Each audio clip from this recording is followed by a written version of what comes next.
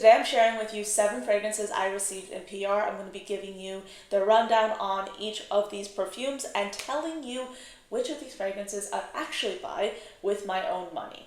Because as a content creator, I feel very fortunate to receive fragrances for free, but I do like to keep it real with you. Quite frankly, I would not be able to afford getting all these fragrances with my own money. So in the spirit of trying to keep it real with you and also trying to share with you my personal likes and dislikes, I'm going to be telling you out of these 7 fragrances which 2 perfumes I would actually buy with my own money. If this is your first time on this channel, hello, my name is Anya. I love fragrances. I talk about them here every single weekday, Monday through Friday. I also publish additional content on my TikTok and Instagram under the username ANECHKAFRAGRANCES. If you're interested in fashion, I actually have started publishing a little bit more style-related content on my Instagram. I've been trying to do that a little bit more lately, and I also am kind of toying around with the idea of like posting food content, not in any like explicit or not in any like overt way, but just sharing with you like snaps of like the style that I like, the food that I'm eating, stuff like that. I don't know if you're interested in that, but if you are, it's on my Instagram, and I also have a TikTok under the username ANECHKAFRAGRANCES. Anyway, if you're interested in fragrance history, I have a podcast called The Fragrance Report. It's available every single Wednesday on Spotify and YouTube, and I also have a fragrance collection log and expense tracker available for you to download and I'm also someone who happens to be very methodical when it comes to their fragrance purchases. I like to stay on a budget. I like to make sure that I'm aware of everything in my collection, whether it be my decants, samples, full bottles, you name it. And for that reason, I created a spreadsheet that helps me easily track all my fragrances, whether they be samples, decants, or full bottles. It allows me to categorize them by brand, notes, and also keep track of how much I'm spending. So if you're interested, I've made this spreadsheet available for you to download as well. It's available in my Stan store. So yes, I have here 7 fragrances to share. They are from a variety of brands. I have some niche, I have some affordable options, and I do want to say that when it comes to sharing PR in general, I think that it's kind of my responsibility to you guys to give you a very clear overview of what a fragrance smells like. I take it very seriously that even if I get something for free, at the same time I'm talking about it online. So if you're watching, you might be spending your hard-earned money on something, and I know I work really hard to make a living, and I don't want someone to be watching my videos and getting the wrong information. So that's why I take the idea of making clear reviews, making in-depth reviews very seriously, and I still want to say that it's so important to not just have one resource when it comes to making a decision about whether or not you want to buy a fragrance. Please watch more than one content creator before you commit to buying a bottle, before you commit to buying anything, because you never know when someone's opinion might deviate from yours. I'm also really passionate about sharing fragrance brands that are smaller and up and coming.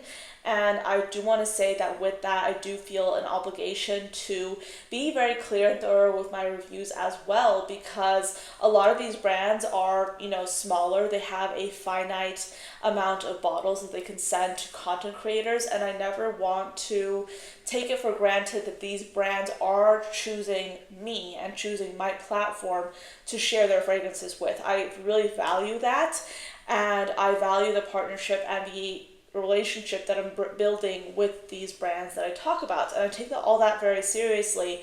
And for that reason, even if I might not like something, I don't like to bash anything. I like to give you guys my reviews and my opinion, but even if I don't like something, it still could work really well for someone else. So with that being said, let's get into it. I have here 2 fragrances to talk about from Snif. One is from their regular line, and then this next one is from their secret menu. Both these fragrances came out in the last few weeks or so. I do have a code available with Sniff. It's Anya 10, but if you're unfamiliar with Sniff, they are an amazing, affordable fragrance brand, and they come out with some really inventive scent combination. They do gourmands really well as well, and I have here 2 of their fragrances. One is called Gentle Reminder. This is a really interesting one because It's kind of like a musky, sweet fragrance that has interesting notes like dates and lavender, but at the same time, it's a very calming and soft kind of musky perfume, but it also tends to last a really long time as well. But then Suede Tooth is actually, or Swede Tooth, I'm not sure how to pronounce this, but this is actually a fragrance that's a bit newer from them, and this smells precisely like a sour gummy candy. It's super gourmand and it's actually really strong. So let's get into the notes for both of these perfumes. So, Gentle Reminder is a fragrance that was created by Alex L. This is her second collaboration with Sniff, and it has top notes of sugar, milk, dates, and black tea, a mid of purple yam and lavender, and then a base of Palo Santo. This fragrance is a perfume, like I said, that's very kind of, it's soft and musky and kind of calming, even though musk is not explicitly listed. So this perfume is actually interesting because I've worn it for a few times and I do love wearing it. I love spraying it on. It's a very comforting scent. I do want to say that to me, this smells rather pillowy. Yes, it has like that lavender. Yes, it has that Palo Santo. There's a slight woodiness to it coming from that Palo Santo, but I will say that this is kind of like a sugary, musky scent. So if you're interested in like that sugary musk that you can find in a lot of contemporary perfumes, especially ones that are available in, I would say, the designer market, if you like a sugary musk, this could be really a good option for you, especially if you really like cushiony, soft perfumes. That's what this reminds me of, like a cushiony, soft fragrance. So on the other hand, Swede, I think it's called Sweet Tooth, is a sweet and ozonic fragrance with notes of watermelon, sugar, raspberry, violet, cedarwood, and musk. This fragrance like literally smells like a cross between a sugary kind of sour candy, but more sweet rather than sour, and a Jolly Rancher.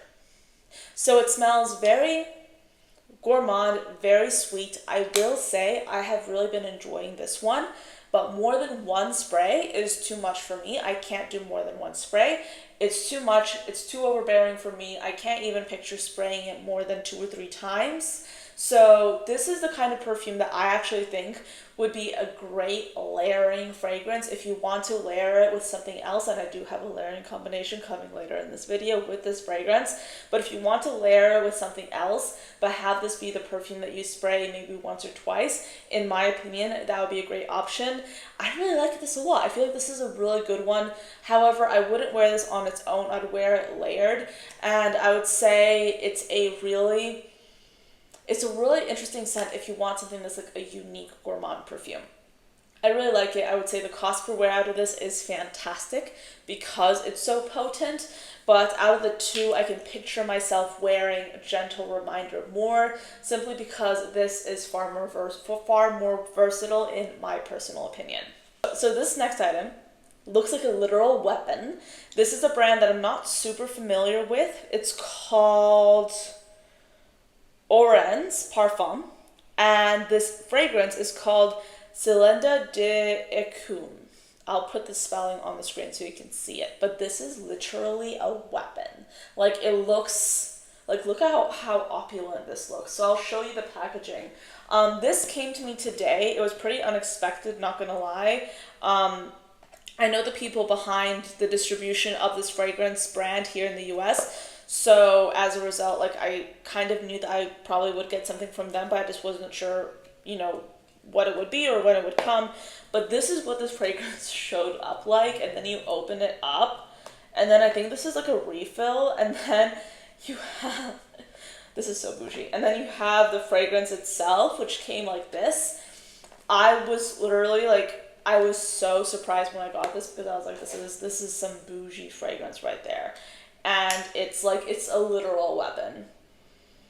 I will say, it's a really interesting kind of like powdery, peachy scent.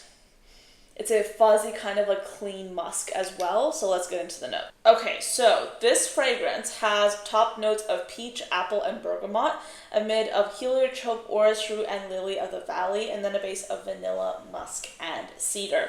I really like this perfume. If you are in the market for a luxurious smelling peach fragrance, if you like orris root, if you like a fragrance that is kind of similar, not gonna lie, to Sniff Me, but without that sharp kind of muskiness. This is softer and more powdery, but it's kind of still similar. Like, I'm not saying it's a copy, I'm not saying one brand copied the other. That's not what I'm saying at all. But there are various options out there for people who want similar notes but have a different, different execution styles. So this is soft, powdery, focus on the vanilla with the peach, and a soft musk with that orris root. I would say Sniff Me is a beautiful fragrance. I love that perfume. You guys know I was wearing it a lot, especially at the beginning of this year. But that is a sharper musk. This is softer, powdery, more focused on the vanilla. I really like it so far. I think it's really beautiful. If I had to choose, I'd probably choose this over the other fragrance that I just mentioned, because I feel like this would be more in keeping with my style. It's a really beautiful powdery fragrance. It's one of those perfumes that you can just like have around, and it's not going to be like the most unique fragrance out there, but it's definitely going to be a fragrance that you can easily spray on and you don't have to worry about it too much. Plus, it's absolutely like really opulent. Like, this is dramatic. This is niche.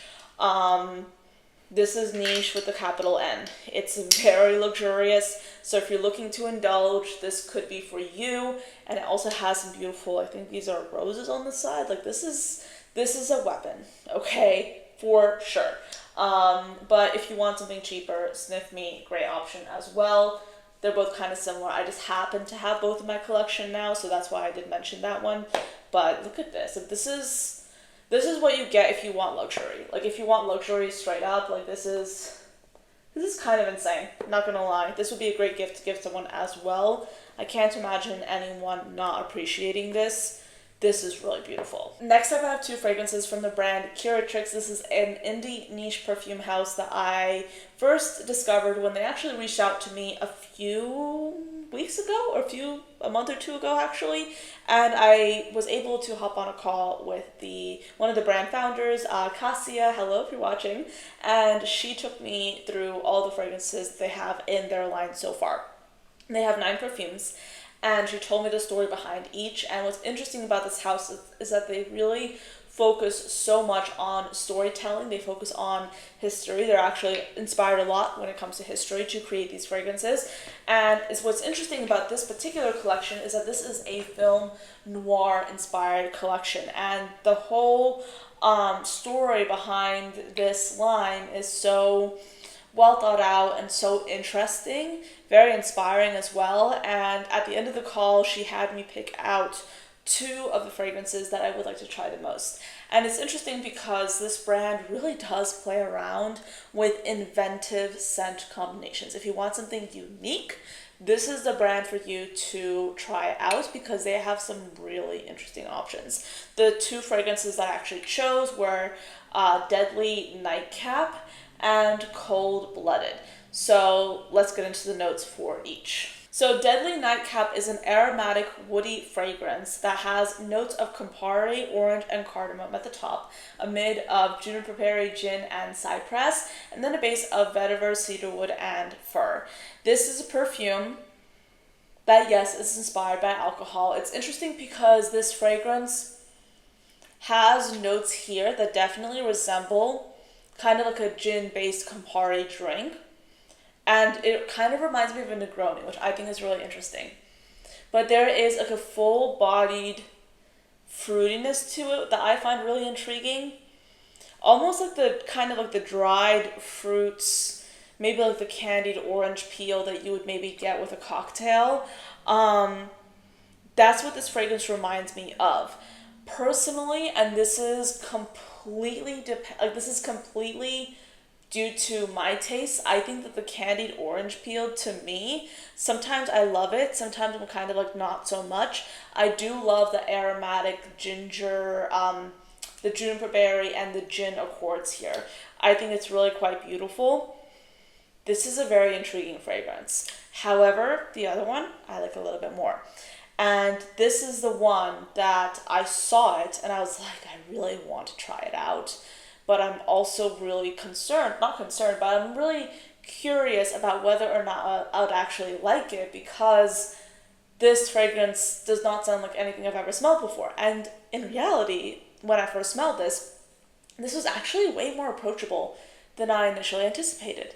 So this is Cold Blooded. So this fragrance has top notes of chestnut, pimento, smoke, and pink pepper, a mid of gunpowder, sage, and labdanum, and then a base of cedarwood, patchouli, and styrox.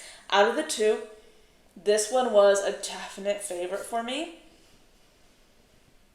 It literally smells, there's a cold, not metallicness to it, but like the gunpowder, I get where they're going for. Like, I get where they're going with that note. It's a cold fragrance, it's a spiced fragrance, but it's not, like, it's very unique. I don't get the nuttiness as much. Maybe I get like a slight hint of that pepperiness, but this is a cold, powdery, metallic fragrance. I really like it.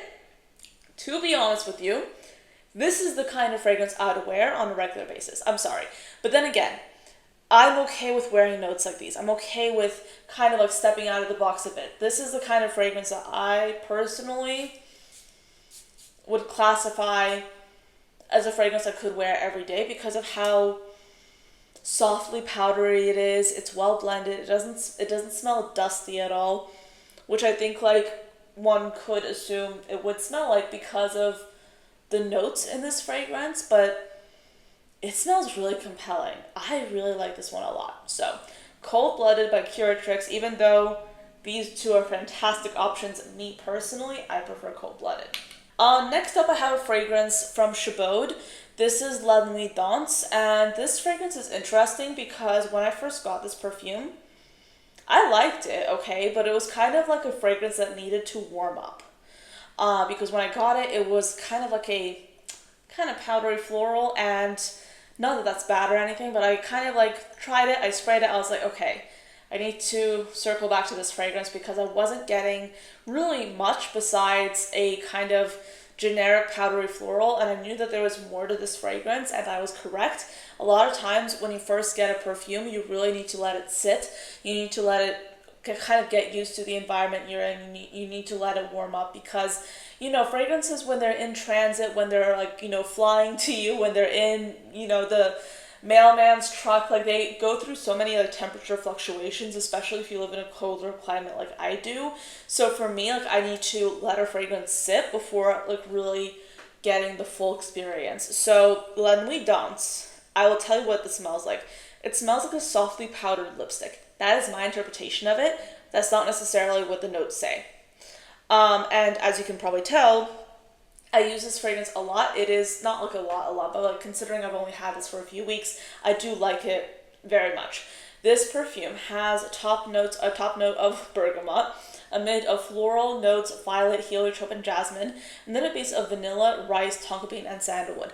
The rice note here kind of like is interesting because sometimes I smell it, sometimes I don't. If anything, it kind of even adds to the whole lipstick interpretation that I have with this fragrance. This is one of like the softer, less obvious lipstick interpretations in my opinion. I would say the most overt lipstick in my collection currently is Oris by Commodity. That is like literally waxy lipstick. This is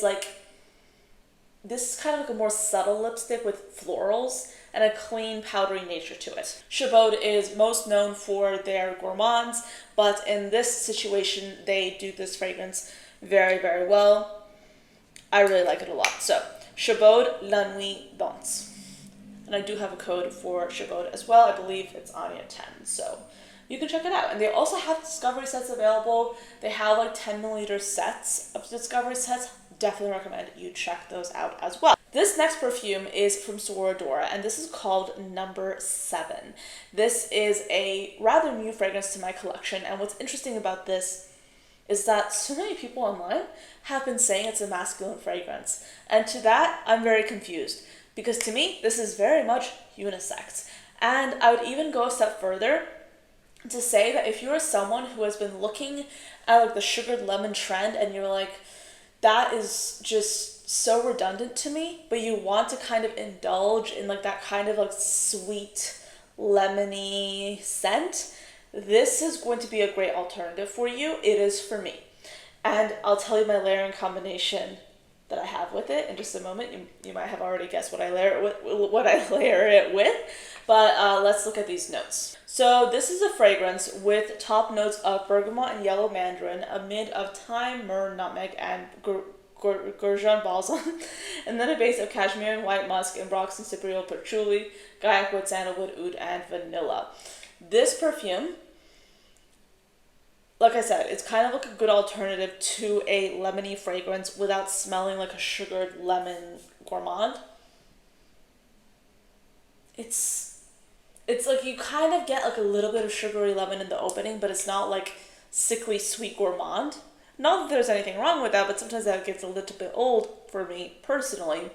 And especially if you're looking for something refreshing for the hot weather, you don't necessarily always want something that's like sugared lemon sweet gourmand. You know, this has some airiness with the musk and the ambroxan, and it also has some light spiciness, like light spicy aromaticness with the myrrh and the thyme. But it's very well blended. Those notes are not screechy. The main note here is definitely lemon. So I actually very much love, if I can find it, I might be sitting on it. I love pairing it with Sweet Tooth. And actually my fragrance of the day was like about 5 sprays of 7 and 1 spray of Sweet Tooth, because as I mentioned, Sweet Tooth is a very potent fragrance. So I would say this is a really good combination, kind of unexpected, but I really like it.